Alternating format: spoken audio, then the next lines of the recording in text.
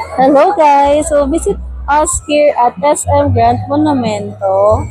Ang display natin ngayon ay ang ating new 2025 Montero Sports GLS Automatic. So, ang down payment nito ay 99,000 pesos plus free 1 month amortization. Ang monthly lang nito ay nasa 38,000 pesos. So, tour kita sa inside or interior design nito. And meron na siyang adaptive cruise control and 360 camera. Ito yung head unit niya. Naka-leather seat na rin siya. Galing Black Series, top of the line. Napakaluwag din ng kanyang legroom sa second and third row.